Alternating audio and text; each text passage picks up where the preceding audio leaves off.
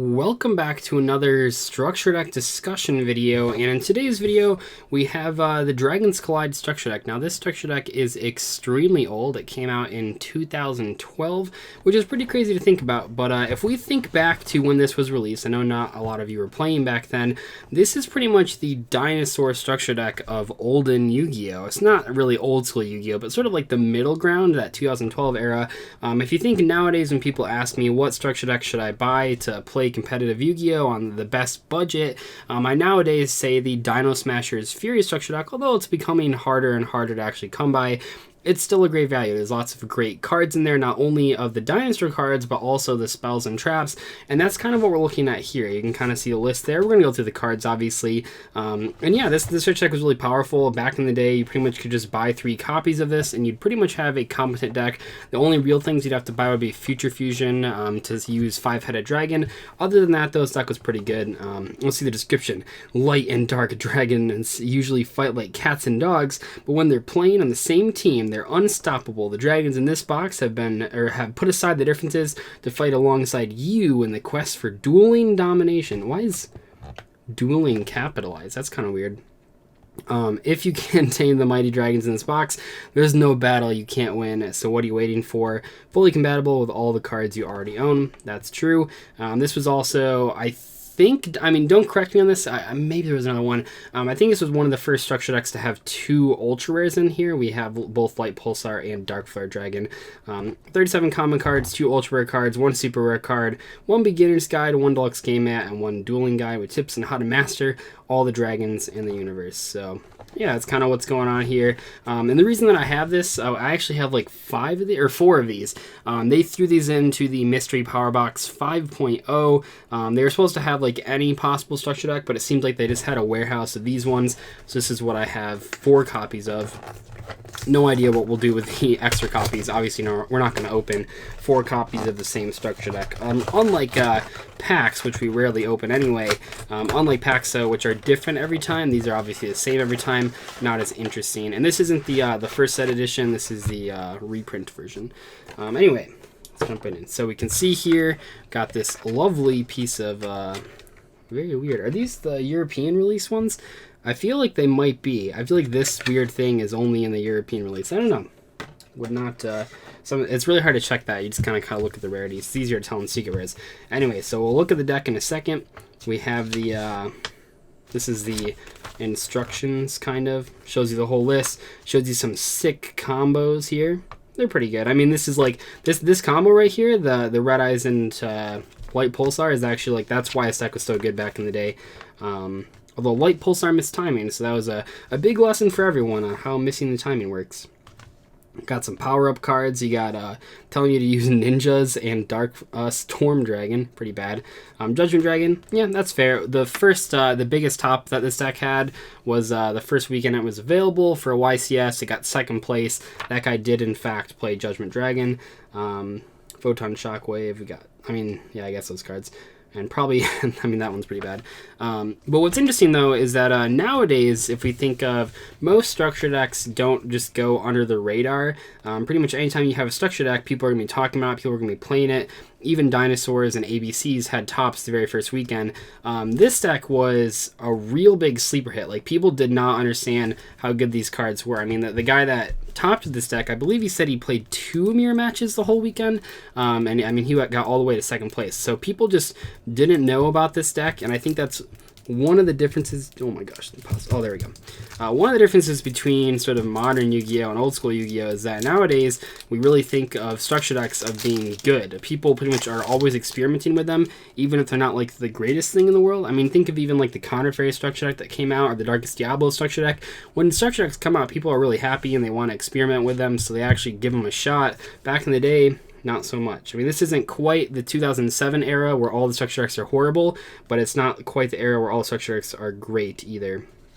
This Duel Links advertisement that I always talk about. It's not like they couldn't just give you free gems with these. I guess that would mean, I don't know, that'd be a little tricky, but it literally gives you nothing free. It's ridiculous. Anyway, let's go through the cards here. I don't know if they're in order. We'll have to see. So you have Light Pulsar Dragon. You special summon this card from your hand by banishing 1 light and 1 dark monster from the graveyard. You can special summon this card from the graveyard by sending 1 light and 1 dark monster from your hand in the graveyard. When this card is sent from the field to the graveyard, you can target 1 level 5 or higher dark type monster, or dark type dragon monster from graveyard. Special summon that target. The thing to keep in mind with this card, and the reason this card was so powerful, not once per turn. So one of the combos is that if you use Future Fusion to put this card in the graveyard, you could discard a dark and a light monster, special summon it, and then you could banish the light and the dark monster to summon another copy from your hand, or like a BLS or something. That was pretty good. Chaos Sorcerer even. I'm not sure if Chaos Sorcerer is in here, but I know BLS is not. But yeah, Light Pulsar Dragon, really good card. And honestly, I was playing this card as recently as 2 years ago. I played like Chaos Dragon Heretics using Burning Abyss, because you could discard like Malicious to summon this, and then summon the Malicious and make a Beatrice for free. That was really powerful. So yeah, we have Light Pulsar Dragon. I don't know. Yeah, I'll put it back there, I guess. Then we have Dark Flare Dragon. Not as good of a card. You can special summon this card from your hand by banishing 1 light and 1 dark monster from your graveyard. Once per turn, you can send 1 dragon monster from your hand and 1 dragon monster from your deck to the graveyard. Then target 1 card in either graveyard. Banish that target. So I now understand why this combo doesn't work with the next card, which is Eclipse Wyvern. So Eclipse Wyvern says, if this card is sent to the graveyard, banish 1 level 7 or higher light and dark monster, light or dark monster from your deck. If this card is banished in the graveyard, you can add the monster to your hand. So when these cards came out, there was a combo a lot of people thought worked, including myself, because this is way back 2012, so I'm not very good at Yu-Gi-Oh! At that point. Not that I'm that great right now. But a lot of people thought this combo worked, where you could use Dark Flare to send Wyvern and then immediately banish it to add the card. I now understand that doesn't work, because when you send Wyvern and then banish it, the Wyvern actually has no chance to banish a card. That starts a new chain. But back in the day, a lot of people were super hyped about that combo. Like I said, it doesn't actually work, but I just want to let you guys know that was like a real thing that people thought was going to work. I'll put those up there.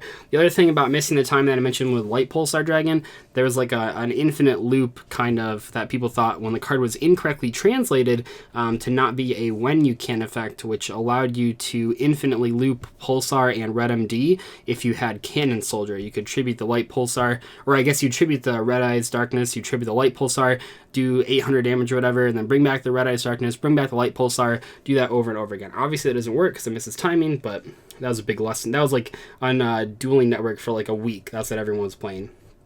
And then we have Blue Eyes White Dragon, Red Eyes Bee Dragon, not Black Dragon, Bee Dragon. The White Stone of Legend, Red Eyes Bee Chick, Axe Dragon Newt. Okay.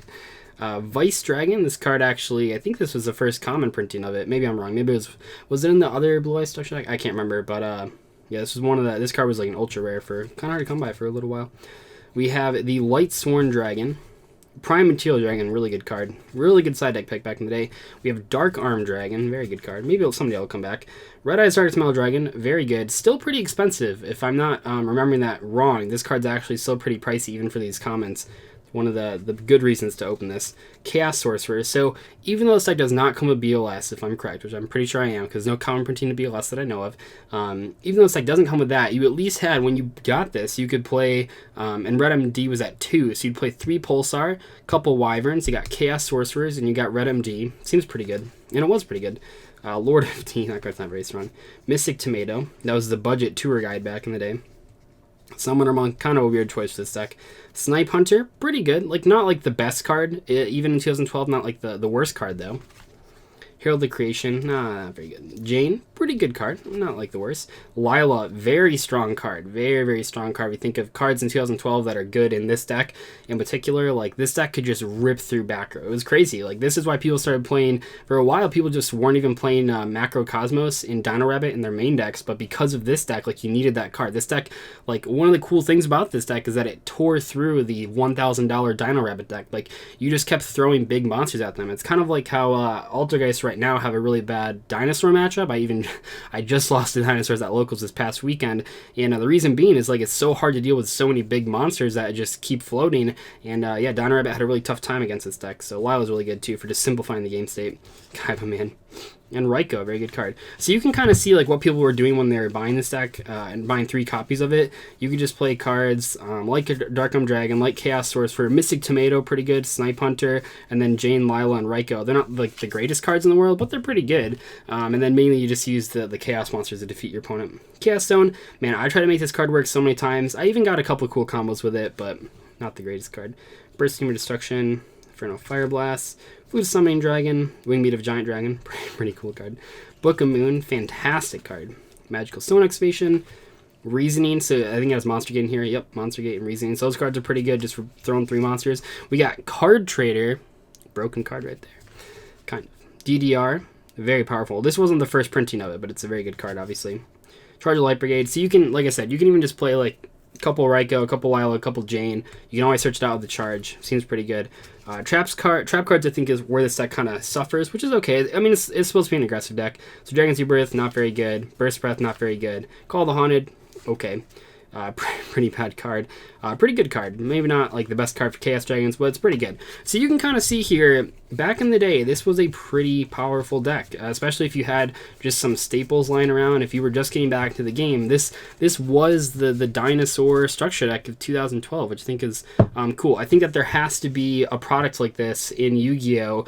Where like it's really cheap to come by, and when you buy 3 copies of it, you can basically build an entire deck for just that $30, and then plus maybe like $40 more. I think building an entire deck from scratch for $70 is an insane deal. I know when I make budget profiles in the past, I usually set the budget for $100, and a lot of people say that's quite a lot, but I think if you're talking about building a deck from scratch, $100 is pretty good. That's not that big of entry point, and that's kind of the case of Chaos Dragons here. You could build a really competent deck for $70 to $100, but realistically, kind of like with Monarchs, kind of like with Dinosaurs, you can actually build a pretty competent Chaos Dragon deck back in 2012 for $30, just 3 structure decks.